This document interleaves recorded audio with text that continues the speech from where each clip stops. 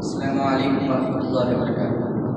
ബഹുമാനപ്പെട്ട ഉസ്താദുമാരെ, എൻ്റെ പ്രിയപ്പെട്ട നിവാസികളെ, ഖാല റസൂലുള്ളാഹി സ്വല്ലല്ലാഹു അലൈഹി വസല്ലം ثلاثة من كن فيه وجد حلاوة الإيمان أن يكون الله ورسوله أحب إليه مما سواهما وأن يحب المرء لا يحبه إلا لله وأن يكره أن يعود في الكفر كما يكره أن يقذف في النار. പ്രവാചകൻ സല്ലല്ലാഹു അലൈഹി വസല്ലം തന്റെ സഹാബാക്കളോട് ഒരു പഠനവേളയിൽ പഠിപ്പിച്ചു കൊടുക്കുകയാണ്. സഹാബ, ഒരു മുനാഫിഖിന്റെയും മുഅ്മിനിന്റെയും നിസ്കാരം തിരിച്ചറിയാൻ വളരെയധികം എളുപ്പമാണ്.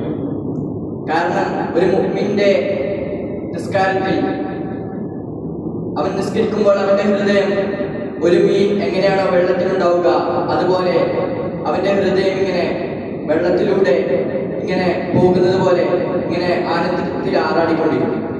അതേസമയം ഒരു മുനാഫിഖിന്റെ ഹൃദയം വെള്ളത്തിൽ നിന്ന് പുറത്തിട്ട മീനിനെ പോലെ നിസ്കാരത്തിലായിരിക്കുമ്പോൾ അവന്റെ ഹൃദയം ഇങ്ങനെ പിടിച്ചുകൊണ്ടിരിക്കും.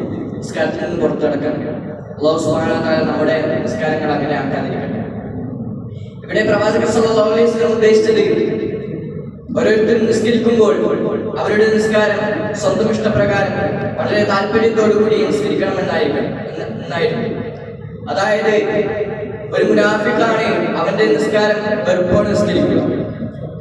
ആനന്ദത്തോടെ ഇഷ്ടത്തോടെ നിസ്കരിക്കുമ്പോഴാണ് ഓരോരുത്തരും യഥാർത്ഥ മുഅ്മിനായി മാറുന്നത്. പ്രവാചകൻ സല്ലല്ലാഹു അലൈഹി വസല്ലം ഇങ്ങനെ നമ്മുടെ ഇബാദത്തുകൾ വളരെയേറെ അധികം ആനന്ദത്തോടെ ചെയ്യാൻ വേണ്ടി കുറച്ച് കാര്യങ്ങൾ സ്വഹാബാക്കൾക്ക് പഠിപ്പിച്ചു കൊടുക്കുന്നുണ്ട്. സലാസത്തും മൻ കുന്ന ഫീഹി വജദ ഹലാവത്തൽ ഈമാൻ. മൂന്ന് കാര്യങ്ങളിൽ ഒരു മനുഷ്യനുണ്ടായാൽ അവനിൽ ഈമാന്റെ മാധുര്യം ഉണ്ടാവും. അതായത് ഈമാന്റെ മാധുര്യം എന്നതുകൊണ്ട് ഉദ്ദേശിച്ചത് ആ മനുഷ്യന് ഇബാദത്തുകൾ കൂടുതൽ ആനന്ദത്തോടെ കൂടുതൽ സന്തോഷത്തോടെ സ്വന്തം ഇഷ്ടപ്രകാരം ചെയ്യാൻ സാധിക്കും. അങ്ങനെ ഒന്നാമത്തെ കാര്യമായി പ്രവാചകൻ സല്ലല്ലാഹു അലൈഹി വസല്ലം പറയുന്നു, അയ്യുഹിബ്ബുല്ലാഹു വറസൂലുഹു അഹബ്ബു ഇലൈഹി മിമ്മാ സിവാഹുമാ. ഒരാൾക്ക് അല്ലാഹുവും റസൂലും ഏറ്റവും അധികം ഇഷ്ടമുള്ളതായി. അങ്ങനെ സ്വന്തം നഫ്സിനേക്കാളും അല്ലാഹുവും റസൂലും ഇഷ്ടമുള്ളതായി മാറുന്നത് വരെ അവന് അല്ലാഹുവിനോടും റസൂലിനോടും ഇഷ്ടമുള്ളതായി മാറി. രണ്ടാമതായി പ്രവാചകൻ സല്ലല്ലാഹു അലൈഹി വസല്ലം പറയുന്നു, അയ്യുഹിബ്ബുൽ മർഅ ലാ യുഹിബ്ബുഹു ഇല്ലാ ലില്ലാഹ്. ഒരു മനുഷ്യൻ മറ്റൊരു മനുഷ്യനെ സ്നേഹിക്കുക, ആ സ്നേഹം അല്ലാഹുവിന്റെ മാർഗ്ഗത്തിൽ ഉണ്ടായിരിക്കുക. അതായത് ആത്മീയമായ സ്നേഹം.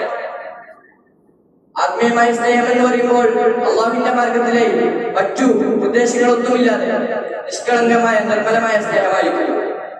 പ്രവാചകൻ സല്ലല്ലാഹു അലൈഹി വസല്ലം മൂന്നാമതായി പറയുന്നുണ്ട്, അയ്യക്റഹ അയ്യഊദ ഫിൽ കുഫ്രി കമാ യക്റഹു അയ്യുഖദഫ ഫിന്നാർ. ഒരാൾ നരകത്തിലേക്ക് ഒരു തീച്ചൂടിലേക്ക് പോകാൻ എത്രത്തോളം വെറുക്കുന്നുവോ അത്രത്തോളം കുഫറിലേക്ക് മടങ്ങുന്നതിനെ വെറുക്കുക. അതായത് നമുക്ക് അള്ളാഹു നൽകിയ ഏറ്റവും വലിയ നിഅമത്താണ് മുസ്ലിമായി ജനിച്ചു എന്നത്. മുസ്ലിമായി മരിക്കാൻ കൂടി അല്ലാഹു സുബ്ഹാനഹു വ തആല നമുക്ക് തൗഫീഖ് നൽകുമാറാകട്ടെ.